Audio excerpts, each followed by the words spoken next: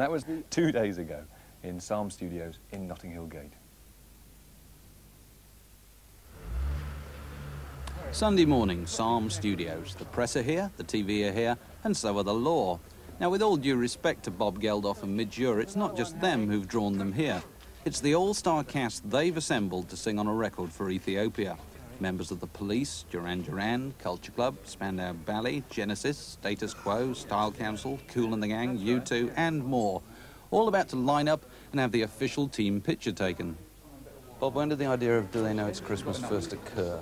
The idea of doing a single occurred the day after I saw that now famous BBC report on Ethiopia. And, I mean, aside from Paula and myself putting our hands in our pockets, I'm luckily in a position to be able to do something else.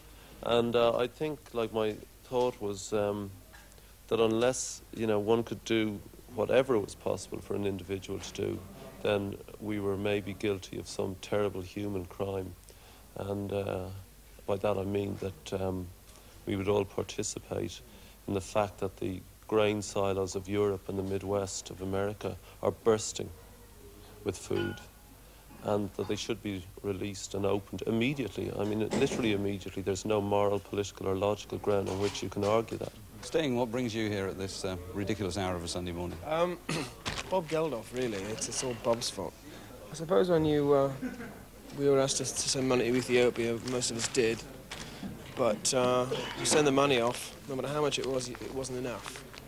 So you felt that a chance to do something else, apart from sending out a cheque, would be a nice thing to do. So when Bob phoned up and said, will you make this record, and all the proceeds we make will go to Ethiopia, I immediately said, yeah, why not? How does it feel to be part of the chorus?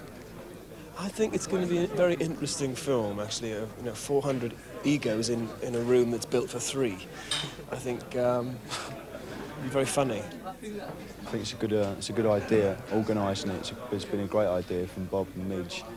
And I think, and obviously, like the causes, you know, the money where it's going to, and it's a great idea as well. Trevor Horn and Jill Sinclair, you're the people who own and run this place, Psalm Studios. How does it feel to have just about every pop star in the world trampling all over it on a Sunday morning? Nerve-wracking, rather anxious. Well, I'm very concerned about all these people being in our studio because, you know, these pop people, they don't wash and they take drugs and things. I only hope they leave the place tidy. The thing that always worries me about these sort of things is how much actually gets skimmed off the top. I just hope the full amount actually gets through. The good thing with something like this is that the royalties are spread over a long period, so the money will actually stretch out for about probably 6 or 9 months, which is what they need over there at the moment. What's the aim? How much money? As much as possible. I've heard them talking about saying like $1 million and a half. Yeah, because the great thing about it as well is because there's loads of famous pop stars here and stuff like that, it can be spread around the world, so it's not just confined to England. Also, I heard they were going to sell like the pictures, like Brian Harris is taking the main picture of everybody, and then they're going to like syndicate it by, you know, sell it around the world, and all the money will, you know, from that will be going to the Ethiopians. Okay, I think we're pretty well there. Just give me a second, and we'll go for one more now. Still. Wonderful. Camera! And again. About 20–25% of all funds go into administrative costs for relief agencies, so I didn't want that to happen. So we set up this trust fund called the Band-Aid Trust with Lord Gary, the Minister of Arts, as sort of the head to make it legit and kosher. And all the monies will be directly paid in there through no other conduits or other things. It'll just go straight in there. Then we'll charter a boat or plane, or as many as we can get ourselves, fill them with the grain and drugs that are required and take it there. The music business could do a lot. I opened my big mouth the other day about something, about sending some money, and everyone's saying I'm the pioneer. And you got roped in. And no. Very good. Kill him.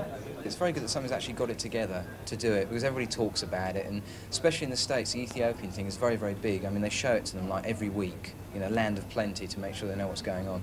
And it's wonderful that somebody's organised it. So you and Midge basically wrote the song and everybody else is in here to sing it, is that the idea? That's the idea. Midge got back to me, sent down a tape of this very Christmassy melody, and I went up to his place and twanged a song that I had, which I'd put the words of Do They Know It's Christmas to.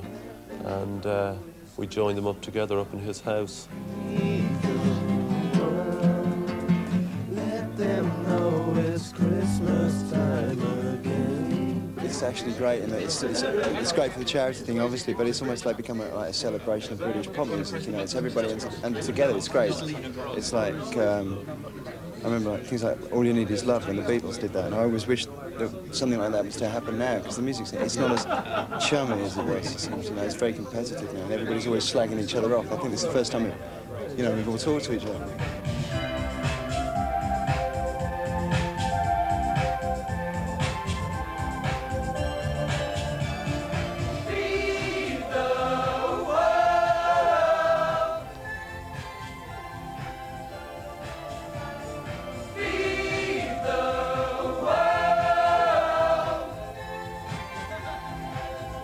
I just thought it was a nice gesture, and it's a nice way of everyone getting together over something that's worthwhile. Yeah. Bob Geldof's had to go to fantastic trouble to get this together. It's quite something, isn't it? Yeah, I'm really impressed, actually, the amount of time he's taken to do it.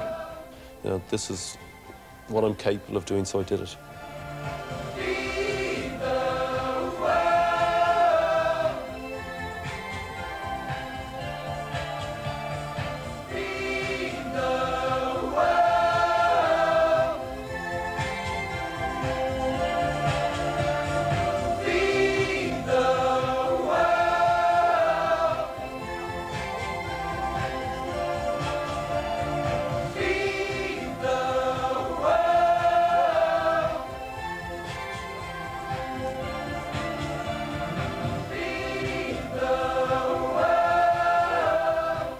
I think if you were a relatively well-known British pop star, you'd feel a bit worried if you hadn't been invited along.